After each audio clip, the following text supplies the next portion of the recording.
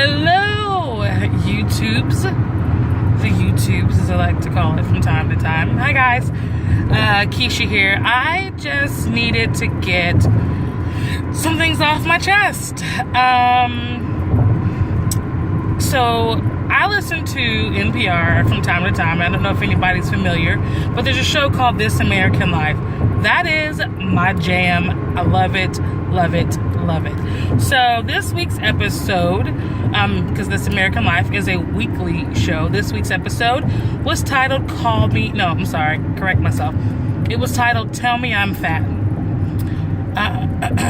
Excuse me. Now, to somebody that might be offensive, I recommend giving the entire episode a listen. They were spot on in a lot of what was said, starting with author Lindy, I forget her last name, so I'm sorry, who wrote a book called Shrill, which I'm definitely going to have to go out and buy. I'm hoping it's on Audible. But Lindy talks about the treatment of fat people. And that's essentially what the entire episode deals with.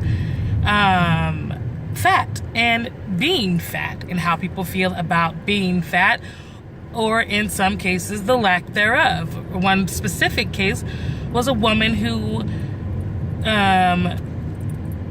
worked very hard to lose a lot of weight very quickly and has kept it off for years, but actually feels like she kind of sold herself out for the sake of being skinny, and essentially does speed to stay skinny.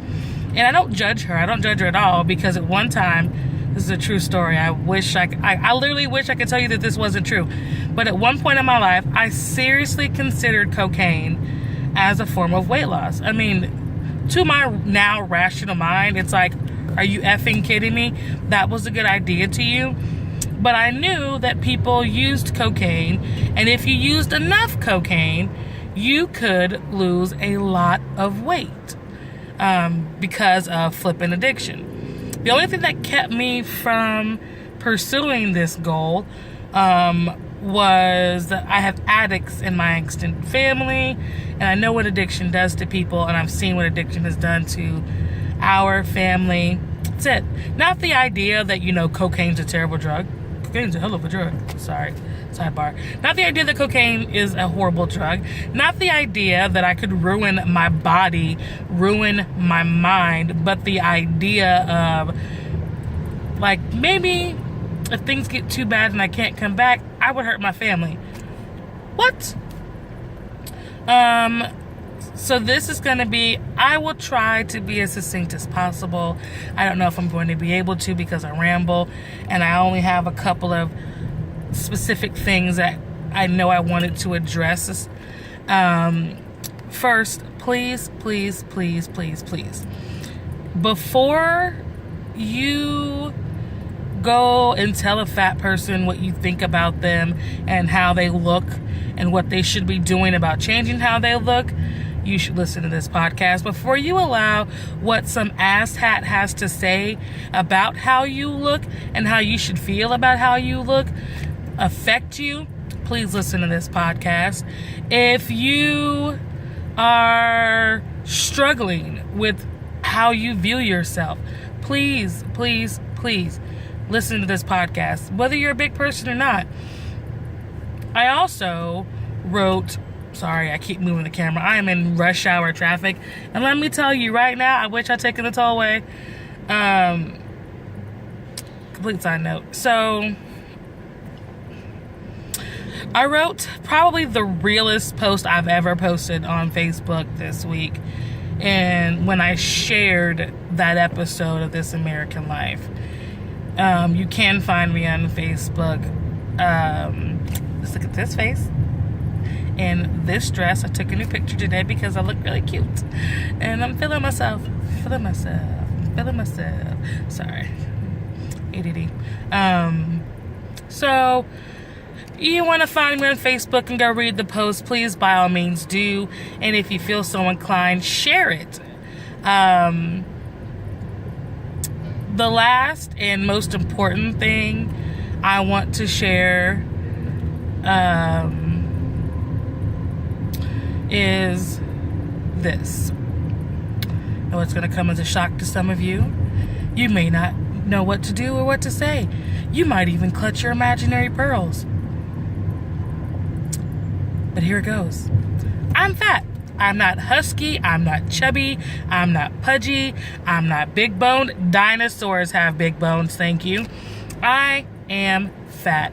And to be quite honest, like I said in my Facebook post, I've struggled with my weight for so long, I've forgotten what it's like to not be fat. But you know what that doesn't mean? That doesn't mean that I hate myself. After years of listening to people shame me and listening to what they had to say to make me feel bad about myself, all of the unsolicited advice, all the, well, what you need to do's, and all the, well, if I were you, and also the, how are you so confident? Or where do you get your confidence from? And it's so nice to see somebody like you who, yeah, stuff all that in a sack, keep it to yourself. I don't want it. I'm not carrying around the baggage of how you think I should feel about myself anymore. How anyone thinks I should feel about myself. So here's what I want to say. Screw you. Well, man, not screw you. That's a little rude. I guess the better thing of what I have to say is I forgive you. That's much better. I forgive you.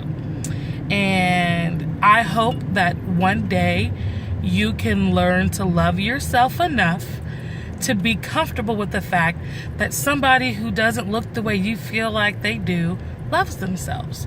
Because that's where it starts. It starts with self-love. Love you. Everything else will fall into play. Everything will be the way it's supposed to be, when it's supposed to be.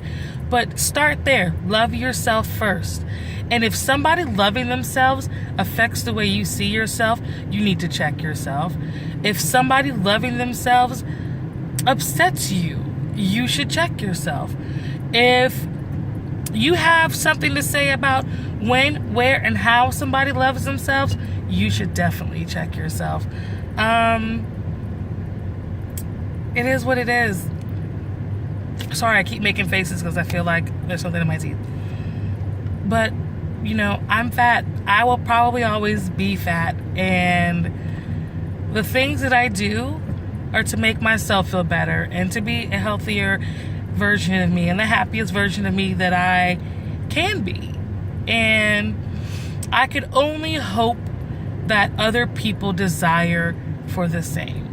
So if you're struggling with your weight or you're feeling some kind of way about yourself because of how much you weigh, whether you feel like you're too big or you're too little, and somebody is making you feel negatively about yourself because of that, screw them. They don't matter. They don't pay any bills. They don't feed you. They don't clothe you. So who they are and what they think literally does not matter to you in your life. Do what you have to do for you to be healthy and happy. And if people have a problem with that, there's always a door somewhere. Look at that. I'm sitting right next to one. There's a door. They are welcome to walk through it. I feel good. I feel energized. I've never felt so free. So really, thank you, NPR and This American Life, for that episode, because I know that there's somebody out there who needed to hear all of that. Because here's a hint to all you trolls out there, because I know you're out there somewhere. They live on the internet. It's like your domain. Just because you have an opinion doesn't necessarily mean that somebody's entitled to it. And just because somebody doesn't fit your standard of beauty doesn't mean that they're not beautiful. I don't care if I don't fit your standards. I fit my own. And to be real honest, that's all that really matters. And on that note, traffic's cleared up. Yay! I'm gonna drive and not kill myself, which is an awesome idea. I hope everyone has a lovely Tuesday and a great week. And oopsies, one day I'll get a little stand thingy for my car since I seem to always be in it. You can find me on Twitter. I hang out sometimes. Live, Love, Music, Me. I am gonna change that soon. Instagram, Keisha B 30. That's Keisha, B as in boy, 30. And ooh, I have a Snapchat. Now. I'm super excited. I just don't remember my Snapchat name. I'll add it down there somewhere. And